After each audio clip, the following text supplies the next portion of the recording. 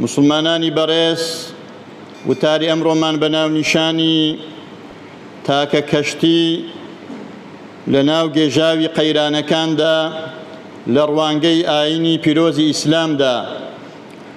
بەڕێزان، ئەگەر بەدوای چارەسەری دەرد و نەخۆشی و کێشە و گرفتەکانماندا دەگەڕین، ئەگەر بەڕاستی دەمانەوێ ڕزگارمان بێ لە قەیران و ناخۆشیەکان و دەردەسەریەکان، ئەوە باگوێ لە قورئانی پیرۆز بگرین، بزانین خوای گەورە چ مەنهەج و چ نەخشە و ڕێبازێکی دیاری کردووە بۆ ڕزگاربوونی ئینسانەکان لە کێشە و قەیرانەکان.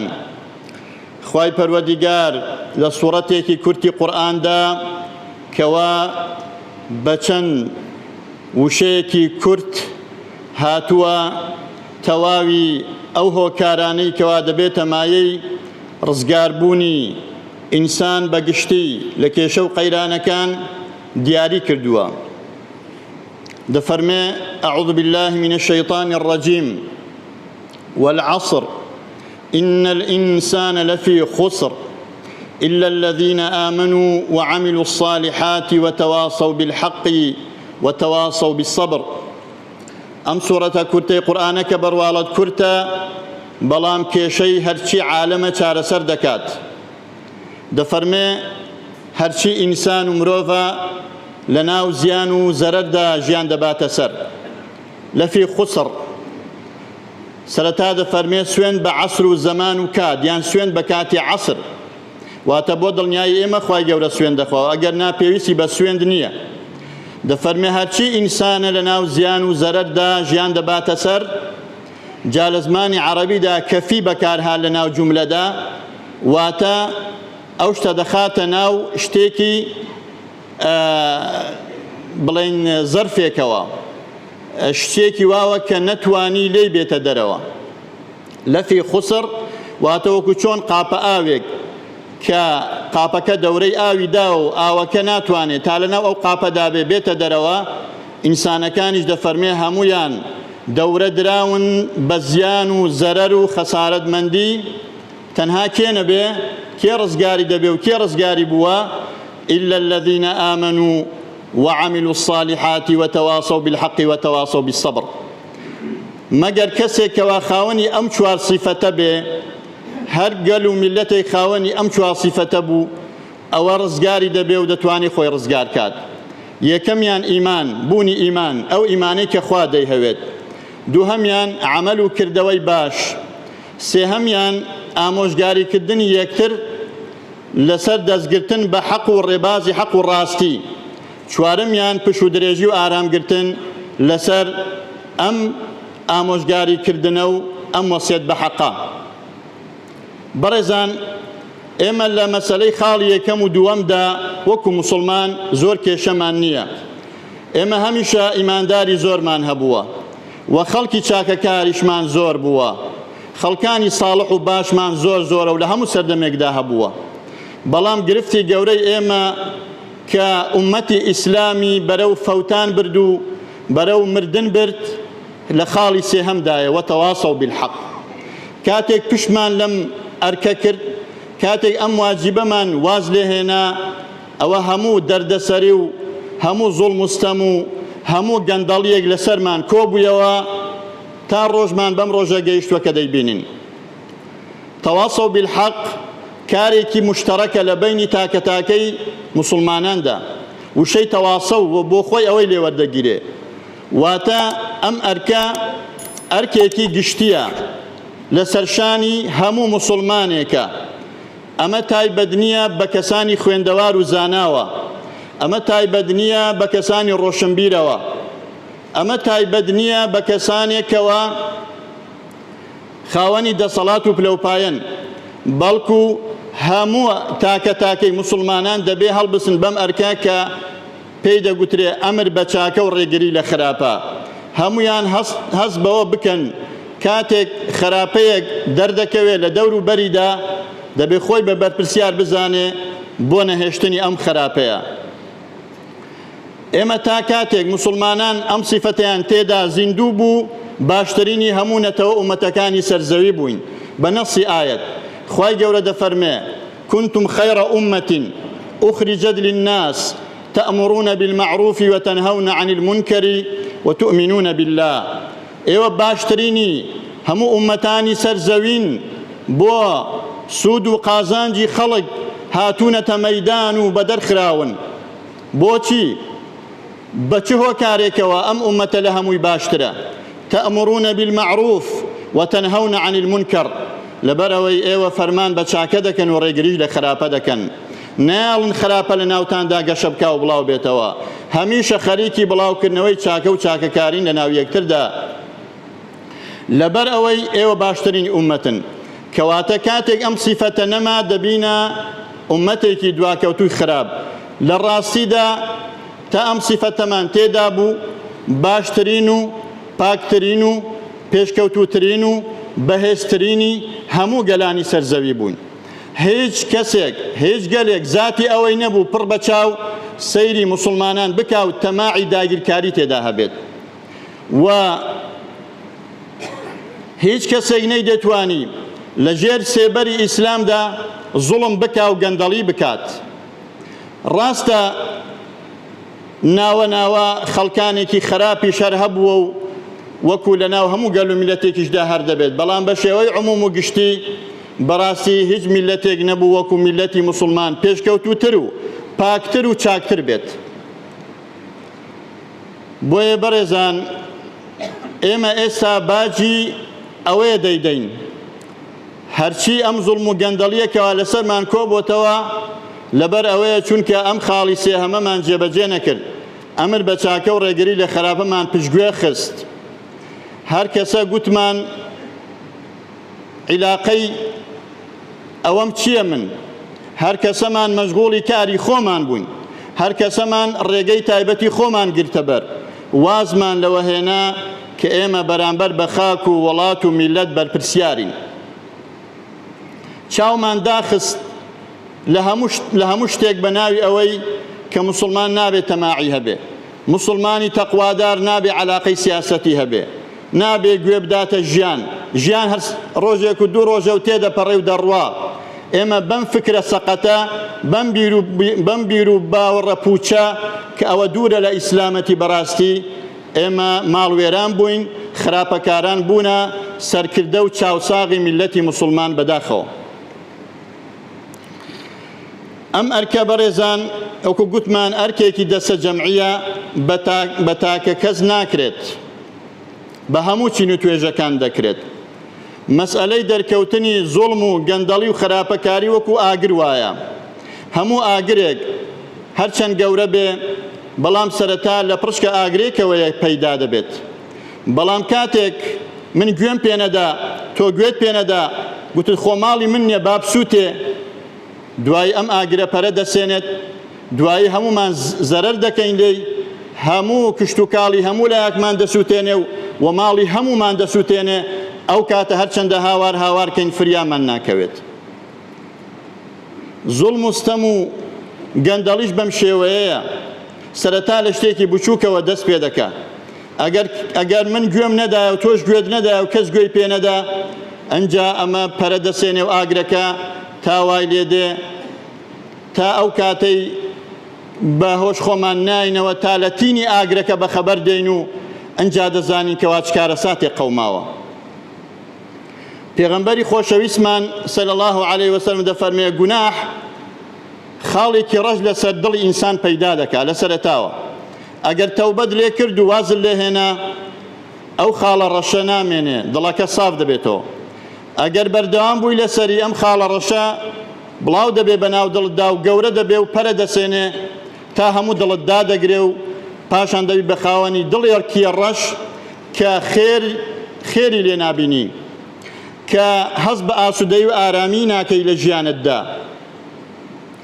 خراپە بەم شێوەیە لەناو کۆمەڵگاشدا کاتێک بڵاو دەبێتەوە بەم شێوەیە هەموو لایەکمان زەرمەند دەبین لێ و هەموو لایەکمان لە ئاگرەکەی دەسووتین و هەروەکو ئەمڕۆ دەبینین هەمومان هاوارمان لێ بەرز بۆتەوە لە دەستی گەندەڵی لە دەستی زوڵم و ستەم و ناعەدالەتی و بێدادی کەوا لە وڵاتەکەماندا پەرەی سندووە گەورە بووە و هەموو کون و قوشبنێکی ژیانمانی گرتوتەوە خەریکە هەمومان دەخنکێنێت ئەگەر لە شوێنێکیش هاوارێک بکرێت هەوڵ دەدرێ ئەم هاوارە کب بکرێت و بخنکێنرێت.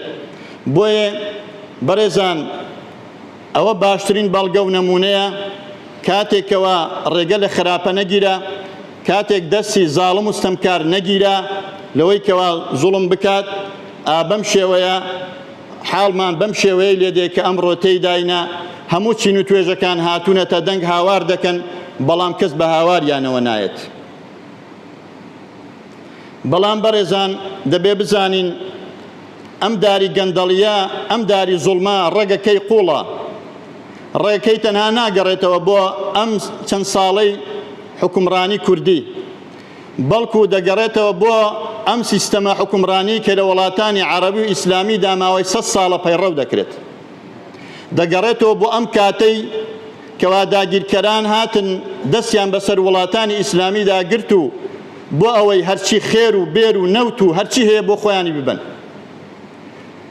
پاشانیش کەسانێک بکەنە جێگرەوەی خۆیان کەوا خزمەت بە بەرژەوەندەکانی خۆیان بکات بە ناوی عەلمانیەت و بە ناوی ئازادی خوازی و بە ناوی دێموکراسیەت و بەم جۆرە ناوە باقوبریقانە خەڵکانێک بە ناوی میڕۆشەمبیرەوە هەڵخەڵەتان و چەپڵەیان بۆ لێدان تا کار گەیشتە ئەمڕۆ کە ئێستا دەیبینین نە ئازادیمان بینی و نە ڕزگاریمان بینی و نە خێر و خۆشیمان بینی و بەڵکو لەم کاتەوە لەوە 100 ساڵە میلەتی موسڵمان لەژێر پۆستاڵی ڕەشی دیکتاتۆریەتدا دەچەوسێنرێتەوە. ئەوە خێر و بێرەکەی عەلمانیەت و بانگەشەکەرانی عەلمانیەت و دێموکراسیەت بوو کە دەیبینین کە بەداخەوە لە وڵاتی خۆیان لە وڵاتە ئەوروپیەکان عەلمانیەت خزمەتێکی باشی کردووە، ئینسان دەبێت ئینسافی هەبێت. بەڵام عەلمانیەت لە وڵاتی موسڵماناندا چونکە پێویست نەبوو، چونکە ئاینی پیرۆزی ئیسلام هەموو ئەو شتە جوانانەی تێدایە بە زیادەشەوە کەوا عەلمانیەت دێوێت، بۆیە لە وڵاتی موسڵمان ئەم جۆرەدارە ناڕوێت و هیچ بەرهەمێکی خێری نابێت جگە لە شەڕ جگە لە خراپەکاری. ئێستا دەزانن بەڕێزان پسپۆران و شارەزایانی بواری ئیقتصادی و ئابووری باسی چ کارە ساتێک دەکەن لەسەر ئاسی عالەمی ئیسلامی دەڵێم، چونکە باسی کوردستان بەشێکە لە باسی هەموو عالەمی ئیسلامی، هیچ جیاوازی نییە. جیاوازیەکە لەوەدایە کە ئەوەی ئێمە دەڵێن لە دنیادا نمونەی نییە، نمونەی نییە لە خراپەکاری و گەندەڵیدا، واگەرنا هیچ جیاوازیەکی تری نییە. شارەزایەکی بواری ئابووری و ئیقتصاد دەفەرمێ لە سەدا 60 بودجەی وڵات دەچێتە گیرفانی دەسەڵاتدارە گەندەڵەکان، لە سەدا 60. ئەی چەندی دەمێنێتەوە بۆ هەموو وڵات؟ لە سەدا 40. ئەی چەندی دەچێتە گیرفانی خەڵکی فەقیر و هاوڵاتی؟ لە سەدا 10 تا لە سەدا 20. باشە ئەمە چ کارە ساتێکە قەوماوە؟ یعنی هاوڵاتی قوربەسەر چەندە ماندوو هیلاک، بەڵام لە سەدا 10 تا لە سەدا 20 بودجەی وڵاتی بۆ دانراوە. بۆیە بەڕێزان زوڵمەکە لە سنوور دەرچووە، گەندەڵیەکە لە سنووردا نەماوە بەڕاستی، بەڵام تەنها چارەسەر ئەوەیە کەوا ئیسلام نەخشەی بۆ کێشاوین. پێغەمبەری ئازیزمان سەلی الله عەلەیه وسەلەم لە بەردەم دووڕیانەیەکدا ڕامان دەگرێت کامەی هەڵدەبژێری، اختیارت هەیە. دەفەرمێ کەلا، ئەوە باسی بەنو ئیسرائیل ئەو ئاەتەی کە باسی بەنو ئیسرائیل دەکا، خوای گەورە نەفرەتیان لێ دەکا لەبەر ئەوەی دەستیان لەم ئەرکی فەرمان بە چاکە و ڕێگەری لە خراپە هەڵگرت وازیان لێهێنا، خوای گەورە نەفرەتی لێکردن و تووشی بەدبەختی کردن. جا دەفەرمێ کەلا وەڵڵاهی، سوێن بەخوا، لتأمرن بالمعروف ولتنهون عن المنكر ولتأخذن على يد الظالم ولتأترنه على الحق أطرا ولتقصرنه على الحق قصرا أو ليضربن الله بقلوب بعضكم على بعض ثم ليلعننكم كما لعنهم. فرمووی سوێن بەخوا، یان ئەوەتە فەرمان بە چاکە دەکەن دەست پێ دەکەنەوە، فەرمان بە چاکە دەکەن و ڕێگری لە خراپە دەکەن، دەستی زاڵم و ستەمکار دەگرن و دەڵێن ڕابۆسە لە شوێنی خۆت، واز لەو زوڵم و ستەم و گەندەڵیە بێنە، دەیهێنەوە سەر ڕێگەی حەق بە خۆشی یان بە ناخۆشی، پێی دەڵێن یەک بچ لە سنووری خۆت نەچێ دەرەوە، یان وا دەکەن، یان ئەوەیە هەمووتان دڵتان بەرامبەر بە یەک دەشێوێت، هەمووتان دەبن بە دوژمنی یەک، هەمووتان دەبن بە ئاژاوەچی و فیتنەگێڕ لە ناو یەکتردا، و پاشانیش خوای گەورە نەفرەتتان لێ دەکا وەکو چۆن نەفرەتی لە بەنو ئیسرائیل کرد. واتە یان بەرزکردنەوەی دەنگ و هاتنە دەنگ لەسەر زوڵم و گەندەڵی، یان ئەوەیە سەرشۆڕی و ملشۆڕی و بێدەنگی چاوەڕوانی عەزاب و نەفرەتی خوا بە. ئەم دوو ڕێگەی لە بەردەم ئومەتی ئیسلامدا هەیە. ئێستا سوپاس بۆ خوا ئەوەی کەوا جێگای دڵخۆشیە بۆ ئەو ئومەتە، سەرەتایەکە بۆ هەستانەوە، بەرزبوونەوەی دەنگی شەقامە لە هەموو شوێنێک. ئەو دەنگە دەنگێکی پیرۆزە، ئەو دەنگەی کەوا بە زاڵم دەڵێ زاڵم، ئەو دەنگەی کەوا بە گەندەڵکار و مفسید و فاسید دەڵێ ئەی فاسید، بەسە هیچ کە وڵات وێران مەکە. ئەو دەنگە دەنگێکی پیرۆزە، ئەو دەنگە دەنگی جیهاد و تێکۆشانە لە ڕێیخوادا بە نەسی فەرمودەی پێغەمبەر صلی الله علیه وسلم. بۆیە ئەمە جێی دڵخۆشیە. بەڵام بەڕێزان، وەکو لە سەرەتا باسمان کرد، ئەمە کاری دەستە جەمعی و هاوکاری دەوێت. ئەم کارە بەڕاستی کە حیزبایەتی تێبکەوێ ناشرین دەبێت، دەستی دەرەکی تێبکەوێ ناشرین دەبێت، لەبار دەچێت، توند و تیژی تێبکەوێ لەبار دەچێت.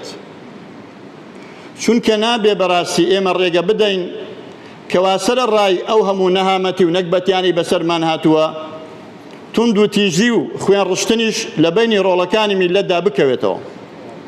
ئەوەی کەوا چەکدارە و ئەوەی کەوا لایانی هێزی ئەمنیە، ئەویش بە هەمان شێوە کوڕ و برا و کەس و کاری ئێمەیە، هیچمان لە هیچمان بەدەر نین، هەمومان یەکێکین. ئەویش وەکو ئێمە بێزارە بە دڵنیایەوە، ئەویش ئەگەر بۆ خۆشی پار و چەوری هەبێت و مەعاش و موچەی باشی هەبێت، برایەکەی نیەتی، ئامۆزایەکەی نیەتی، کەس و کارەکەی دەناڵێنێت، بۆیە مرتاح نییە، وجدانی مرتاح نییە. بۆیە هەمومان سوتاوین بەم ئاگری گەندەڵیەوە. بۆیە بەرەزان بە برایەتی، بە یەکڕیزی، بە تەبایی، بە هاوکاری، بە نەفرەتکردن لە تەعەسوبیەت و دەمارگیری حیزبایەتی ئێمە دەتوانین بگەین بە ئامانجەکانی خۆمان، دەتوانین بگەین بە مافەکانی خۆمان، دەتوانین ڕزگارمان بێ لەم بارودۆخە خراپەی کە هەمانە. بەڵام وەڵڵاهی هەتا بەزمی حیزبێنە، دەمارگیری، تەعەسوبیات، هەتا ئەو شتانە هەبێ مزایدەی سیاسی، ناتوانین بگەین بە ئامانجمان.